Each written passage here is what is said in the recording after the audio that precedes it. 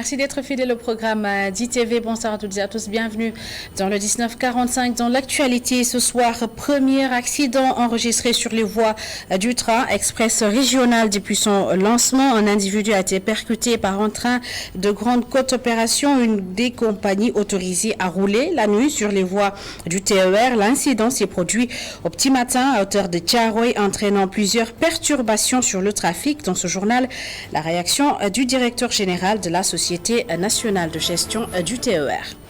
Et puis toutes les écoles ne seront pas opérationnelles le 6 octobre prochain à la rentrée scolaire, cela à cause des inondations. C'est ce qu'a fait savoir le ministre de l'Éducation nationale, Cheikh Oumar Anne, qui annonce une rentrée des classes progressive cette année. Et pendant ce temps, le conseil restreint de l'université Cheikh Anta Diop de Dakar a repoussé la rentrée universitaire. Va-t-on vers une amnistie des faits reprochés à Karim Meïssa Wade et Khalifa Ababakar Sall? En Conseil des ministres, le président de la République a demandé au ministre de la Justice d'étudier les possibilités d'amnistie pour des personnes ayant perdu leurs droits civiques. Dans ce journal, retour sur les 3 fois où des lois d'amnistie ont été votées au Sénégal. Et en fin d'édition, vous aurez e-Éclair, un projet éco-espace vert à Ndouloumadji. C'est ce qu'on va découvrir ce soir. Voilà pour les titres. Tout de suite, le développement.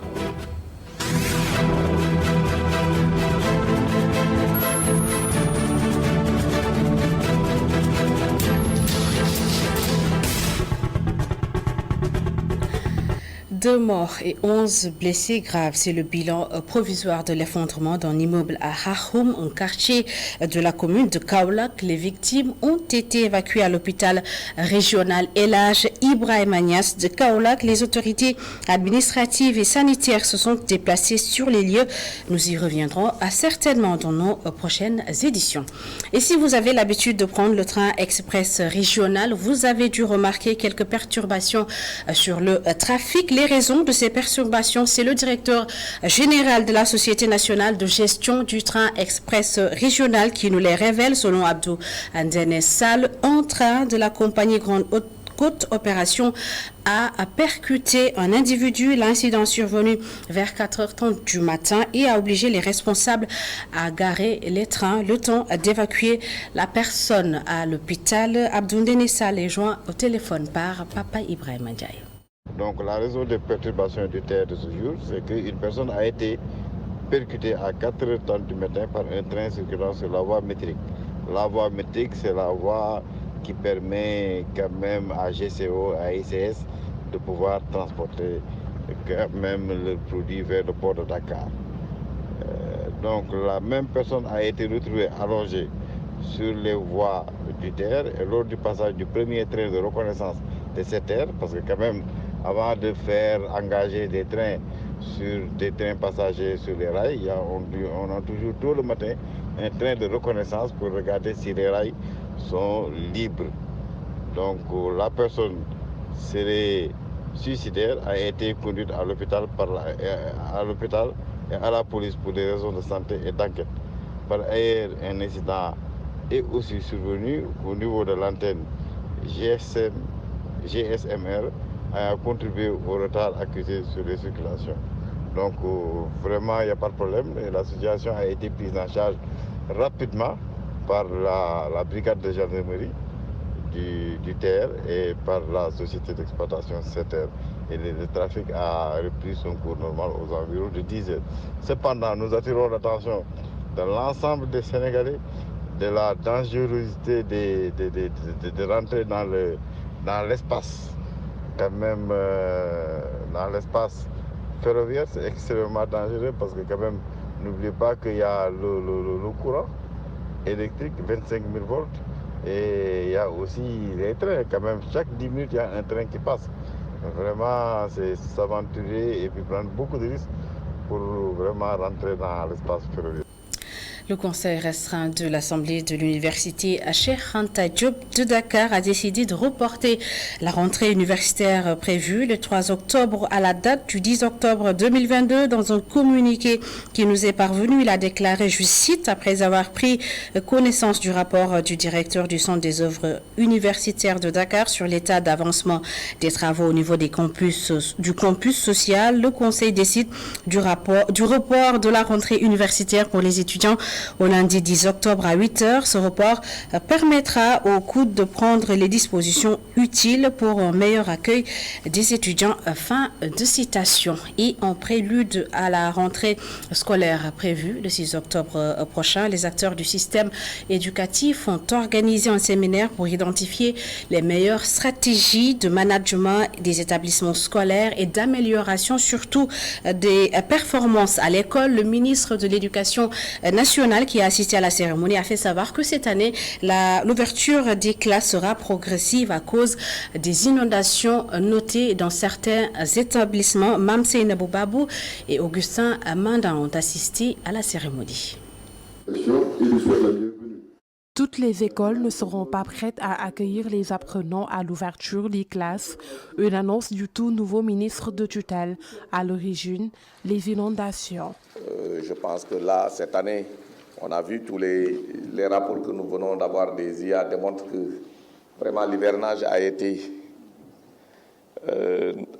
beaucoup impacté sur les infrastructures éducatives. On a un nombre important d'écoles qui ne sont pas encore praticables au moment où je parle. Voilà, il faudra qu'on veille à tout cela. Je pense que le gouvernement essaie d'apporter des solutions. Un séminaire de pré-rentrée qui a réuni tous les acteurs du système éducatif. El Kantarassar, secrétaire général du syndicat des inspecteurs et inspectrices du Sénégal, FIENS, revient sur les différents défis qui restent à relever. Il est évident que de nombreux défis restent encore à circonscrire et relever. Amélioration de l'environnement d'apprentissage et de travail des apprenants et du personnel, meilleure appropriation et soutien aux réformes et innovations, recrutement d'enseignants et d'inspecteurs dans toutes les filières, développement de l'apprentissage à partir de nos langues, référentiel des valeurs et restauration de celles-ci, accroissement de l'efficacité des personnels, approfondissement du dialogue de gestion, dotation budgétaire plus conséquente du secteur. Management des établissements d'enseignement et amélioration des performances scolaires. Quelle stratégie? La présidente du Haut Conseil du dialogue social parle de l'importance de ce thème. Réfléchir sur cette problématique contribue à identifier les voies et moyens les plus appropriés pour ancrer la culture de résultat au niveau des territoires, seule garante de l'équité dans l'accès de toutes et de tous à une éducation de qualité. Je saisis cette occasion pour réaffirmer la disponibilité du Haut Conseil du dialogue social pour mener et accompagner toutes les initiatives susceptibles de contribuer à consolider un climat social apaisé. Les différents problèmes du système éducatif ont été passés en revue par l'ensemble des acteurs du système éducatif. Le ministre de l'Éducation a également annoncé un conseil interministériel qui prendra en charge toutes les préoccupations. Nos vacances pour l'école, c'est le nouveau concept de la coalition des organisations en synergie pour la défense de l'éducation publique. La COSIDEP qui a tenu un panel de pré-rentrée pour la stabilité de l'année scolaire 2022-2023 a profité de l'occasion pour alerter sur les effets néfastes des réseaux sociaux sur l'éducation des élèves. Écoutons à ce propos Mamadou Ndiaye, chargé des recherches et revendications au niveau de la COSIDEP, des propos recueillis par Boudal Diagne. Aujourd'hui, la problématique est que ces médias-là peuvent être une bonne source d'éducation, peuvent être une bonne source de transmission de connaissances, mais également, ils peuvent être une mauvaise source de distraction, de perturbation pédagogique pour ces enfants-là. Au lieu de trouver dans les médias des contenus utiles à leur formation, ils peuvent y trouver des sujets qui peuvent les distraire et les désorienter quand même de leur sommeil. Donc on trouve que c'est une bonne problématique aujourd'hui à aborder. Avoir d'abord des contenus positifs à travers ces plateformes-là. Donc pour occuper ces médias-là, pour pouvoir les utiliser à bon escient, pour nous, il faut quand même que l'État, que les acteurs aujourd'hui de l'éducation sachent aujourd'hui trouver des contenus utiles à la formation. Parce que on n'y peut rien. C'est une source de communication, c'est des plateformes. La plus grande partie de nos vies aujourd'hui sont devenues digitales. Donc aujourd'hui, ce qu'il faut, c'est chercher des contenus positifs qu'on peut mettre dans ces médias-là pour essayer d'orienter nos élèves. Le rôle des parents, c'est un rôle de contrôle, c'est un rôle de suivi. Aujourd'hui, on a parlé des cotes que les parents peuvent mettre aujourd'hui à travers les télévisions. Aujourd'hui, qu'on remarque le plus souvent, c'est que les parents n'ont aucun souci ou bien ne contrôlent pas assez les contenus que visitent leurs enfants aujourd'hui à travers le net. Mais ce qu'ils doivent faire, c'est créer cette continuité-là. Je vous l'annonçais dans les titres. En Conseil des ministres, le chef de l'État a demandé au ministre de la Justice d'examiner les possibilités d'amnistie pour des personnes ayant perdu leurs droits civiques. On fait rare car de toute l'histoire politique du Sénégal, une loi d'amnistie n'a été votée que 3 fois. Retour sur ces fois où la nation a eu recours à une loi d'amnistie pour apaiser le climat politique dans ce récit de Cheikh Hassan Fall. Les hommes politiques sénégalais ont toujours privilégié la discussion pour consolider la paix sociale, résoudre les défis politiques émergents et récurrents. Fruit d'une longue tradition, l'amnistie efface les conséquences juridiques de la violation de la loi. C'est une pratique connue dans l'histoire politique du Sénégal. En 1976 déjà, Mamadou Dia, condamné en mai 1963, gracié en mars 1974 et amnistié en avril 1976. En 2004 également, il y a eu l'amnistie des responsables du mouvement des forces démocratiques de Casamance sur les événements dits de Casamance. Plus tard, le 7 janvier 2005, l'Assemblée nationale du Sénégal adopte la loi Ezzan de Ibrahima Isidore, couvrant tous les crimes politiques commis entre 1983 et 2004 en relation avec les élections. Une amnistie qui avait permis la libération des personnes inculpées dans le dossier du meurtre de Maître Babacar Sèye. Cette loi, loin d'apaiser le jeu politique au Sénégal, avait alimenté une vive polémique. Le texte de loi en gestation concernant Khalifa Ababacar Sall et Karim Wade devrait être adopté en cas de majorité des votants, car épousant celle d'une loi ordinaire. L'amnistie produit tous les effets découlant de l'idée d'oubli créant ainsi les conditions d'une réconciliation et d'une réhabilitation nationale qui, en permettant la réinsertion dans la vie politique et sociale de toutes les personnes bénéficiant de la présente loi d'amnistie, confirmeront la volonté des pouvoirs publics de favoriser davantage au Sénégal l'exercice de la démocratie dans l'unité nationale ou dans la diversité des libres opinions des citoyens sénégalais. Cheikh Hassan Fall, et si les faits reprochés à Karim Meïssa Wade et Khalifa Ababacar Sall étaient concernés par cette loi d'amnistie, l'enseignant-chercheur à la faculté des sciences juridiques et politiques de l'université Cheikh Anta Diop de Dakar, Iba Barry Camara, estime que ce serait une bonne nouvelle pour la démocratie. Il était l'invité de Kenouas Kanui sur ITV. Le voici avec El Hadj Malick Cissé. La loi dit simplement que lorsque une infraction a été commise par des personnes, l'autorité, que ce soit le président ou alors les députés, peuvent, en fait, par un texte de loi, proposer que l'on vote la loi aux fins d'amnistier les faits, c'est-à-dire justement de consacrer l'oubli par rapport justement à ce qui s'est passé en fait comme aspect délictuel justement des faits. Simplement ce qui signifie donc que lorsqu'on vote une loi d'amnistie, justement, l'infraction a été commise, mais en fait, l'aspect, l'élément délictuel est effectivement effacé, ce qui fait qu'en vérité, la personne n'est plus en mesure d'être poursuivie sur le plan pénal si elle n'a pas été poursuivie. Mais lorsque la personne a été condamnée, donc là, effectivement, au niveau, du casier judiciaire, notamment du bulletin numéro 3, effectivement, on efface tout ça, on fait comme si la personne n'avait jamais eu à commettre une infraction. Mais là, il faudrait préciser que c'est seulement par rapport à l'aspect pénal. Mais si les faits qui ont été amnistiés ont causé des préjudices à des tiers, il reste et demeure que ces tiers-là sont redevables donc de dommages et intérêts. Donc c'est-à-dire que bien qu'ayant bénéficié donc d'une loi en fait d'amnistie, donc ceux qui en ont bénéficié, s'il arrive qu'ils ont causé des préjudices à des tiers, eh bien la loi donc les condamne à effectivement réparer les préjudices causés à ces tiers. Allons à présent à Kaolack où la grève des agents du secteur primaire est bien suivie. Une grève qui a eu l'incidence sur le contrôle de certains produits de consommation, ce qui pousse Sambaba, agent technique de l'élevage, à appeler les populations à plus de vigilance. Écoutons-le au micro d'Adamassar et Astombaye. Les dangers que court la population actuellement, c'est que dans ces trois secteurs-là, c'est des secteurs névralgiques où il y a des contrôles de qualité des produits qui sont consommés par la population. Et depuis 3 mois, pendant ces 3 jours-là, nous ne faisons plus le contrôle des viandes.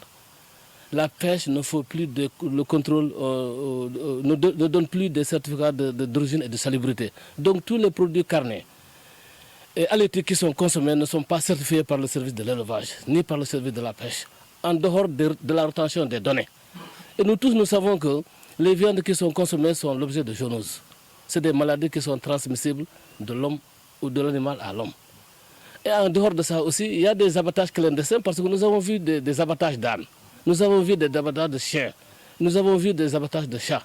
Et tout ça là, c'est le service de l'élevage qui était le garant de la qualité de ces produits-là et de la consommation de viande de la population. Mais malheureusement, en tout cas, nous ne savons pas jusqu'où ça va aller. Et nous ne sommes pas responsables. Et en Basse-Casamance, dans le département de Bignona, le village de Tandouk souhaite être érigé en commune. Les populations de cette localité du Blouf ont exprimé cette doléance lors des journées culturelles et sportives organisées par des jeunes du village. La localité a été longtemps chef-lieu d'arrondissement avant d'être rattachée à la commune de Mbanga Goulouk. Les détails avec Hassan Ba et Daouda Sambou.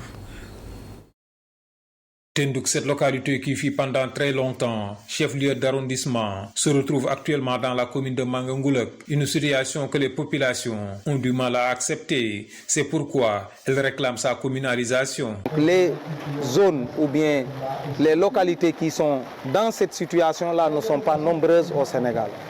Donc pour nous, Tandouk a été rétrogradé administrativement. Donc nous aimerions vraiment que les autorités rectifient le tir et érigent Tandouk en commune. Vu les nombreuses infrastructures dont dispose cette localité, les habitants veulent que Tendouk soit érigé en commune. Pour eux, c'est une injustice qu'il faut réparer. Nous avons besoin de cette commune, cette injustice que la population de Tandouk réclame. Il faudrait qu'on répare cette injustice en faisant de Tandouk une commune pleine. Vous avez toutes ces infrastructures, Tandouk. Nous avons quai de pêche. C'est le seul quai de pêche qui fonctionne. Vous avez le garage, vous avez le marché, vous avez tout pour faire de Tandouk une commune. Et donc, nous demandons à ce que Tandouk soit une commune le plus rapidement possible. À côté de cette doléance de communalisation de Tendouk, figure aussi le cas de l'école élémentaire qui date avant les indépendances et qui est aujourd'hui complètement en ruine. Voilà, donc la deuxième doléance porte sur l'éducation. Donc, l'éducation et la formation pratiquement. Donc, au niveau de l'éducation, l'école élémentaire de Tandouk fonctionne depuis 1945 et aujourd'hui, la plupart des bâtiments sont en ruine. Les bâtiments sont impraticables. On se demande même si à l'ouverture prochaine en octobre, nous aurons suffisamment de salles pour que les élèves puissent apprendre correctement. Les journées culturelles et sportives des jeunes de Tendouk s'organisent chaque année et constituent une tribune pour exposer les doléances de cette localité du Blouf. On vous en parle tous les jours. Les accidents de circulation se multiplient ces derniers jours. Des modèles de véhicules très anciens, communément appelés 7 places au Sénégal, ont été cités plusieurs fois dans ces accidents. À quoi ressemble en 7 places au Sénégal? Dans quel état technique se trouve-t-il? Réponse dans ce reportage d'Ami Diouf réalisé à la gare des Beaux-Maraîchers. Les véhicules 7 places font partie de l'identité visuelle du transport au Sénégal. Ils attirent toutes les attentions à la gare des Beaux-Maraîchers. Dans ce lot de voitures, celle de Céline Modou-Djité de marque Peugeot. Une voiture qui semble neuve grâce à sa nouvelle peinture blanche et pourtant, elle est plus âgée que son conducteur qui a plus de 30 ans. Je conduis la voiture depuis 3 ans, mais je sais que la voiture est plus âgée que moi. Et pourtant, j'ai presque 35 ans, sauf que je l'ai amenée chez le tôlier et j'ai changé la peinture pour lui donner peau neuve.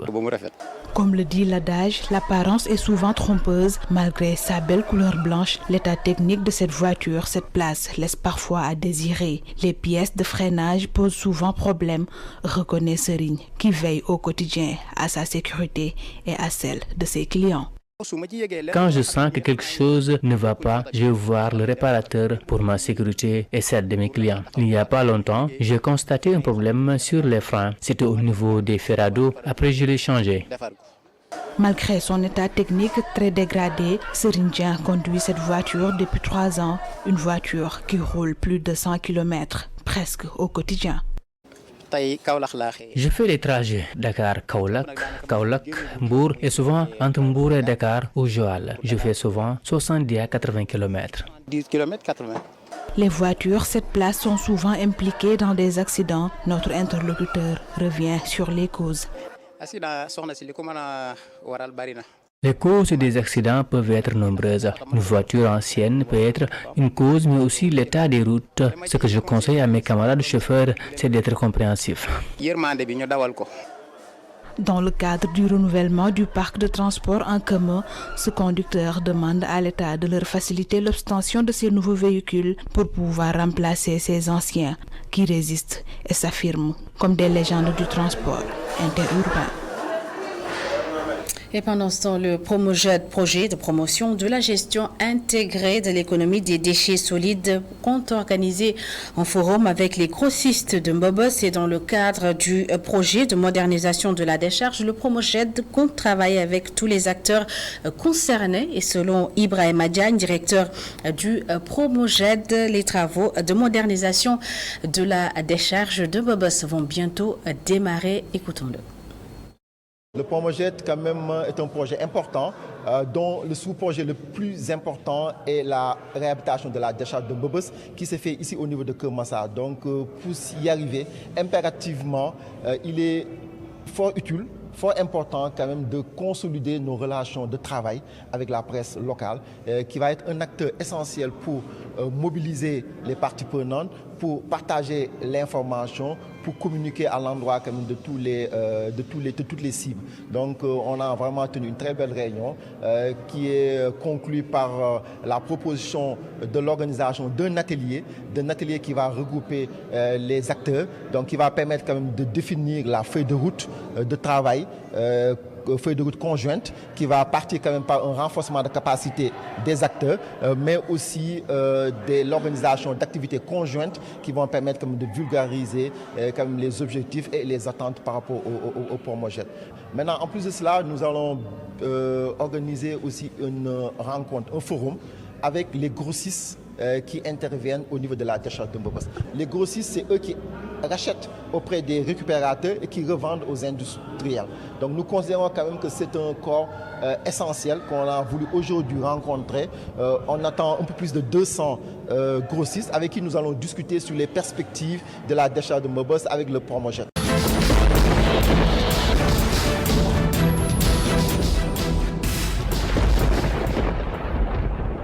Ndouloumadji Foudébé a désormais son projet Éco-Espace Vert. Il a été lancé en présence de représentants de l'Agence nationale pour la reforestation et la Grande Muraille Verte. L'objectif est de transformer le site Wendou Foudébé en site touristique. Les détails dans I-Éclair avec Amadou Oumar Diallo. Après avoir initié une politique de maillage des pépinières en 2020 dans certaines localités de la région de Matam, l'Agence nationale de la reforestation et de la Grande Muraille Verte tire un bilan satisfaisant. Et les différentes journées de reboisement pilotées cette année par les jeunes servent de baromètre. Le souci vraiment de rendre l'arbre disponible à toutes les populations du Sénégal, notamment celle du Fouta. L'Agence sénégalaise de la reforestation et de la Grande Muraille Verte avait initié depuis bientôt 1 an, 18 mois, une politique de maillage de pépinières pour que vraiment l'arbre soit accessible par tout le monde. C'est dans cette logique que dans la région de Matam, certaines pépinières dites communautaires sont installées notamment au niveau du village de Ndouloumadji Founébé, de Ndouloumadji Dembe, de Woudourou, de Dondou. Village hôte, Ndouloumadji Founébé a profité de ses vacances vertes pour lancer son projet Eco Ndouloum Vert. Espace Vert est un projet environnemental communautaire qui a été monté en 2019 par les jeunes de Ndouloumadji Founébé, spécialisés dans l'environnement comme je l'ai dit. Maintenant qui comporte 2 branches. La première branche est la protection, la restauration, on va dire la préservation et la valorisation du Wendouloum. Wendouloum c'est un site au marigot qui est entouré d'arbres. Maintenant qui est en voie de disparition par la déforestation. Donc on a monté ce projet-là en partie pour préserver cette patrimoine environnemental qui est Wendouloum. La deuxième branche, ça concerne le village. Donc il s'agira de planter des arbres dans le village au niveau des axes routiers. Ces journées de reboisement ont donné une opportunité aux différentes localités d'unir leurs forces pour créer la Fédération des villages verts du Fouta.